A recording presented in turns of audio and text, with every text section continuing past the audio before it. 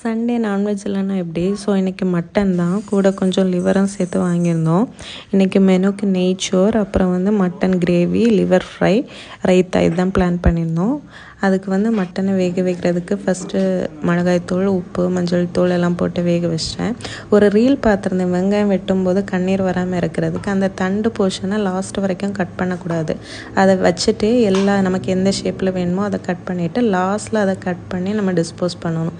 Actually இது 100% result. டவுட்டில் தான் try பண்ணேன், பட் ஒரு சொட்டு கண்ணீர் கூட வரல. நெக்ஸ்ட்டு நெய்ச்சோருக்கு ரெடி பண்ண ஆரம்பிச்சிட்டேன். வெங்காயம், புதினா, கொத்தமல்லி, பச்சை மிளகாலாம் போட்டு இஞ்சி பூண்டு பேஸ்ட்டெல்லாம் வதக்கிட்டு, எப்போவுமே நம்ம தண்ணி ஊற்றுவோம். 1 கப் ரைஸ்க்கு 1.5 கப் தண்ணி. இன்றைக்கி என்ன பண்ணேன் அப்படின்னா, மட்டன் வேக வச்சு அந்த தண்ணி இருக்குல்ல, அதை போட்டு ரைஸ் வேக வச்சு பார்க்கலான்னு சொல்லிட்டு ட்ரை பண்ணேன். சூப்பராக இருந்துச்சு. பேரலாக மட்டன் கிரேவிக்கு இது ரொம்ப ஈஸி ரெசிபி. கேஷ்யூ, வத்தல் நல்லா ரோஸ்ட் பண்ணிவிட்டு கூடவே தக்காளி போட்டு அரைச்சி எடுத்துக்கணும். அப்புறம் வெங்காயம் வதக்கிட்டு அதுக்கு கூட மிளகாத்தூள், மல்லித்தூள், கரம் மசாலா போட்டு நம்ம அரைச்சி வச்சு அந்த பேஸ்ட்டையும் போட்டு கொதிக்க விட்டுறணும், மட்டனையும் சேர்த்து. சூப்பராக இருக்கும் இந்த கிரேவி. ரொம்ப திக்காக வரும் நம்ம கேஷ்யூ போட்டிருக்கனால. அந்த மட்டன் ஸ்டார்ச் வச்சு வேக வச்சதுனால அதோட கலருமே கொஞ்சம் எல்லோயிஷாக சூப்பராக இருந்துச்சு.